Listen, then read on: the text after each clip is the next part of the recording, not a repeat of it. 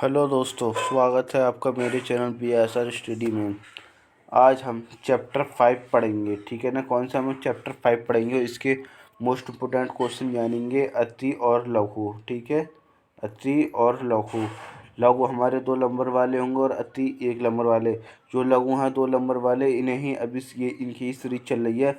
लघु 3 नंबर वाले की भी सीरीज चलेगी, अभी वो बाद में चलेगी क्योंकि अभी इनके पूरे 11 चैप्टर तैयार कराने हैं। ये आपका चौथा चैप्टर है, अभी आपके 7 चैप्टर और रह गए। 7 चैप्टर की वीडियो अपलोड करने के बाद तब उन लघु की सीरीज चालू होगी, ठीक है ना। अगर आप मेरे चैनल पर नए हैं तो मेरे चैनल BSR स्टडी को सब्सक्राइब करना ना भूलें, मेरी वीडियो को लाइक और शेयर करना ना भूलें, ठीक है ना। चलो और स्टार्ट करते हैं। पहला क्वेश्चन है इसमें, वंशागति या अनुवांशिकता के अनुवांशिकी के अंतर स्पष्ट कीजिए। या यह क्वेश्चन दूसरी तरीके से भी आ सकता है, वंशागति को परिभाषित कीजिए। तो इसका आंसर है, आनुवंशिक लक्षणों के जनकों संतति में पहुंचने को आनुवंशिक या वंशागति कहते हैं। विज्ञान की वह शाखा जिसके अंतर्गत आनुवंशिक लक्षणों एवं उनकी वंशागति का अध्ययन किया जाता है, आनुवंशिकी कहलाता है। यह था आपका पहला क्वेश्चन। इसमें आपका दूसरा क्वेश्चन है, वंशागति के क्रोमोसोमवाद को किसने प्रस्तावित किया।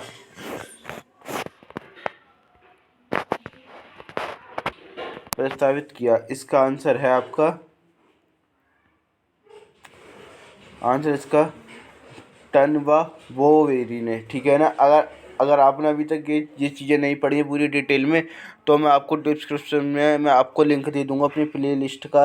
वहाँ पर मैंने अभी तक चैप्टर 8 कंप्लीट करा दिया, ये क्रैश कोर्स चल रहा है। उसके बाद अब चैप्टर 10 की वीडियो अपलोड होनी चालू हो जाएंगी, ठीक है ना।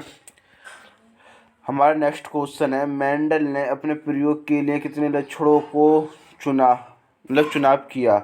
इन्हीं 4 लक्षणों के नाम लिखिए, ठीक है ना। यह क्वेश्चन दूसरा किस तरह पूछा जा सकता है, मेंडल के द्वारा मटर पौधे में अध्ययन किए गए किन्हीं 2 प्रभावी तथा अप्रभावी लक्षणों के नाम लिखिए। इसका आंसर है, मेंडल ने अपने प्रयोग के लिए 7 जोड़े विपर्यासी लक्षणों का चुनाव किया। उदाहरणार्थ नंबर 1 है पुष्प का रंग, क्या बैंगनी होता अप्रभावी तथा सफ़ेद होता अप्रभावी। ये 7 होते हैं, ठीक है ना। आप जाकर प्ले लिस्ट में, मतलब जो मैंने वीडियो अपलोड करी है वहाँ पे से समझ सकते हैं। दूसरा बीज का रंग, जो कि हरा होता है, ये होता अप्रभावी। इसमें आगे उल्टा लिखा हुआ है, ठीक है ना। ये थोड़ी दिखने में गलती हुई थी। जो पीला होता है ये प्रभावी होता है, ठीक है ना। इसमें तीसरा पौधों की लंबाई, लंबा होता प्रभावी तथा बौना होता अप्रभावी। चौथा बीज का आकार, ये होता गोल प्रभावी और एवं झुर्रीदार होता अप्रभावी। आपका नेक्स्ट क्वेश्चन है, हीमोफीलिया को बिल्डर रोग क्यों कहते हैं, ठीक है ना।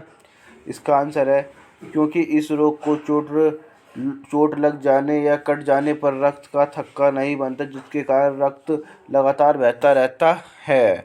और अगर जैसा कि थक्का नहीं जमता तो उस रोग की मृत्यु भी हो जाती है, क्योंकि हमारे शरीर में थक्का जमना जरूरी है। अगला क्वेश्चन है, ऑटोसोमल ट्राइसोमी के 2 उदाहरण दीजिए तथा इनके गुणसूत्रों की संख्या और अन्य अपर समस्याएं बताइए। या करके इस तरह पूछा जा सकता है क्वेश्चन, मानव में गुणसूत्रीय व्यतिक्रम से उत्पन्न होने वाले 2 रोगों के नाम तथा उनके गुणसूत्र विन्यास लिखिए। या तीसरा के इस तरह पूछा जा सकता है, मानव में 21वें क्रोमोसोम की त्रिशुद्धता के कारण कौन सा विकार उत्पन्न होता है। तो इसका आंसर है आपका नंबर 1 है 11वें ऑटोसोम गुणसूत्र को ट्राइसोमी के कारण मंगोलिज्म या डाउन सिंड्रोम विकसित होता है, जिसके गुणसूत्रों की कुल संख्या 47 होती है, ठीक है ना। और इसमें ऐसे ही दूसरा है, इसका दूसरा पॉइंट है, 18वें ऑटोसोमल गुणसूत्र को ट्राइसोमी के कारण एडवर्ड्स सिंड्रोम विकसित होता है, जिसकी गुणसूत्रों की कुल संख्या 47 होती है। इसमें नेक्स्ट क्वेश्चन है, आपके एग्जाम में पूछे जाने के लिए, वर्णनांतता व्यक्ति को रेलवे ड्राइवर क्यों नहीं बनाया जाता है। ये क्वेश्चन आपके लिए मोस्ट इम्पोर्टेंट है, क्योंकि वर्णनांतता रोग को ग्रीस व्यक्ति लाल तथा हरे रंग में अंतर नहीं कर पाता, इसलिए वर्णनांतता व्यक्ति को रेलवे ड्राइवर नहीं बनाया जाता, ठीक है ना। उसके बाद है आपका नेक्स्ट क्वेश्चन है,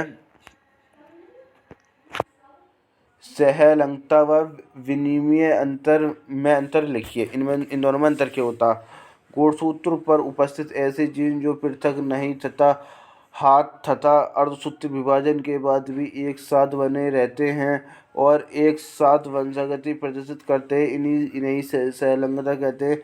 जबकि समाजात गुणसूत्रों पर परस्पर जुड़े हुए क्रोमैटिड्स के बीच एक या अधिक खंडों की पारस्परिक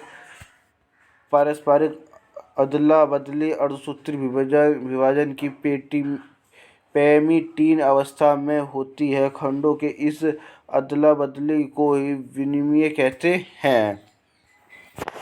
आपका अगला क्वेश्चन है इसमें,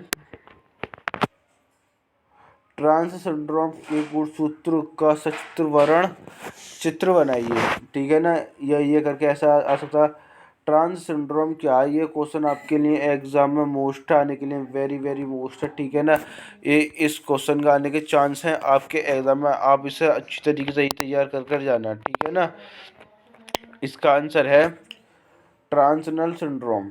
ट्रांसनल सिंड्रोम एक असुखित दशा है जिसमें एक लिंगी गुणसूत्र पाया जाता है। ये ऐसी स्त्रियां हैं जिनमें सामान्य एक गुणसूत्र कम, जैसे 46 में से एक कम हुआ 45 होते हैं, अर्थात ये लिंगी गुणसूत्रों के लिए मोनोसोमिक 2n1 44x होती हैं। इनकी कद छोटा और जननांग अल्प विकसित होते हैं।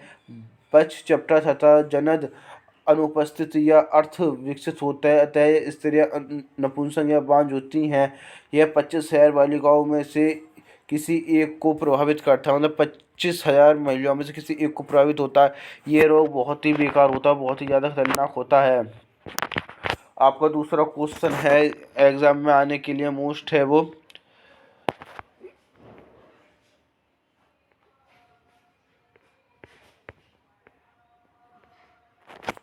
डाउन सिंड्रोम को मंगोलीय जड़त्व क्यों कहते हैं, ये अथवा करके ऐसा पूछा जा सकता है। मंगोलीय जड़त्व क्या है, इसकी किसने खोज की थी, मतलब इसकी खोज किसने की थी।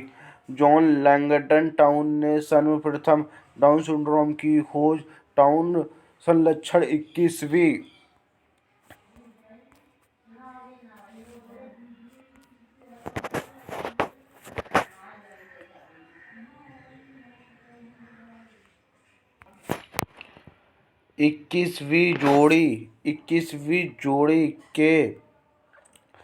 जोड़ी में एक गुणसूत्र बढ़ जाने से होता है। इस संलक्षण के गुणसूत्रों की कुल संख्या 46 के स्थान में 47 होती है। यह ट्राइसोमी के कारण होता है। इसका चेहरा मंगोलों जैसा होता है तथा इनकी जीभ मोटी तथा आंखें तिरछी होती हैं। आपका नेक्स्ट क्वेश्चन है एग्जाम में पूछे जाने के लिए, स्त्री मानव मादा में काय किससे बनती है। स्त्री में दोनों एक्स गुणसूत्रों में से एक से निष्क्रिय हो जाने पर बार काय बनती है। आपका नेक्स्ट क्वेश्चन है इसमें, वंशागति के गुणसूत्रीय मत पर प्रतिपादन करने वाले वैज्ञानिक का नाम लिखिए। अथवा करके ऐसा आ सकता, वंशागति के क्रोमोसोमवाद किसने दिया।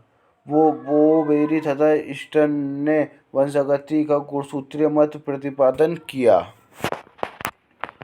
आपका नेक्स्ट क्वेश्चन है एग्जाम में आने के लिए, जीन की परिभाषा लिखिए। ये कहाँ पाई जाती है। जीन यह कारक जिन गुणसूत्रों पर स्थित एक रचना है जो कि आनुवंशिक गुण की पीढ़ी दर पीढ़ी स्थानांतरित करती है, यह वंशागति की इकाई है। जिन शब्द को प्रतिपादित जॉनसन ने किया था। नेक्स्ट क्वेश्चन है आपका, एरिल क्या है। ये इतना मोस्ट इम्पोर्टेंट क्वेश्चन नहीं है, फिर भी आप पढ़ कर ही जाना, क्योंकि एग्जाम में पता नहीं पड़ती कहाँ से कैसा क्वेश्चन आ जाए। एक लक्षण के तुलनात्मक रूपों के जिन एरिल कहते हैं, अर्थात एक ही जीन के दो या अधिक विकल्प जैसे पुष्प का रंग लाल तथा सफ़ेद, तने की लंबाई लंबा एवं बौना टेढ़ी होता है। ठीक है ना, आपके लिए। और नेक्स्ट क्वेश्चन है आगे,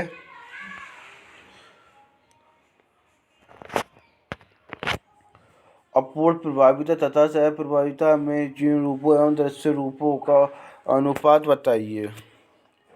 अपूर्ण प्रभाविता एवन पीढ़ी की संतति में कोई भी लक्षण प्रभावी तथा अप्रभावी न होकर मध्यवर्ती परिमाण देते हैं। उदाहरण जैसे गुलाबास के लाल व सफ़ेद पौधों के पादपों के मध्य क्रॉस कराने पर एवन पीढ़ी के गुलाबी पुष्प वाले पादप उत्पन्न हुए। जब एवन पीढ़ी के पादपों को स्वयं निषेचन कराया गया तो प्रारूपी अनुपात 1:2:1 प्राप्त हुआ। ठीक है ना। इसे सह प्रभाविता अति लघुत्तर प्रश्न संख्या 12। ये तो वैसे ही था क्योंकि इसे मैंने स्क्रीनशॉट लिया हुआ है इसलिए, तो कुछ बुक में थे इसलिए इनका स्क्रीनशॉट ले लिया गया है। अब आपका नेक्स्ट क्वेश्चन है, अप्रभाविता को उदाहरण सहित समझाइए। यह अथवा करके एग्जाम में इस तरह पूछा जा सकता है, यह प्रभाविता क्या, उपरोक्त उदाहरण सहित इनकी व्याख्या कीजिए। इसका आंसर है, इसमें दोनों ही जनकों का लक्षण पृथक रूप से एवन पीढ़ी के प्रकट होते हैं। उदाहरण जैसे यदि एक लाल रंग के पशु का श्वेत रंग पशु के क्रॉस करवाया जाता है तो एवन पीढ़ी की चितकबरी संतान उत्पन्न होती है। आपका नेक्स्ट क्वेश्चन है, सहग्राही अथवा सर्वदाता रुद्र वर्ग कौन से हैं, इनके नाम लिखिए। अथवा करके रुद्र वर्ग ए बी तथा ओ में क्या अंतर है। अथवा करके पूछा ऐसा जाता है, किसी रुद्र वर्ग का मनुष्य सर्वग्राही होता है।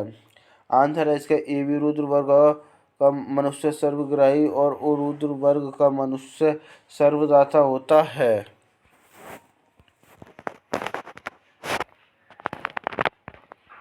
आपका नेक्स्ट क्वेश्चन है, और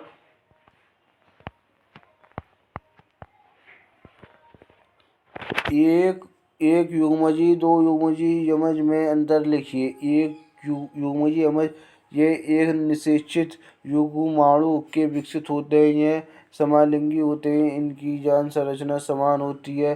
दो युग्मजी समज, इनका विकास अलग अलग निश्चित युग्माणु से होता है, पृथक एक लिंगी हो सकते हैं, इनकी जीन संरचना भिन्न होती है।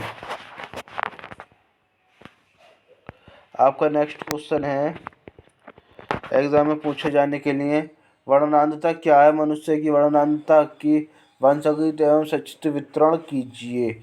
यही अथवा करके एग्जाम में ऐसा पूछा जा सकता है, वर्णांत व्यक्ति को रेलवे ड्राइवर क्यों नहीं बनाया जाता। इस रोग से ग्रसित व्यक्ति को हरे व मतलब लाल रंग में वो विभेद नहीं कर पाता, जिससे एक्सीडेंट होने की संरचना मतलब ज़्यादा बढ़ जाती है। आपका नेक्स्ट क्वेश्चन है, फिर एक और है। आपका नेक्स्ट क्वेश्चन है,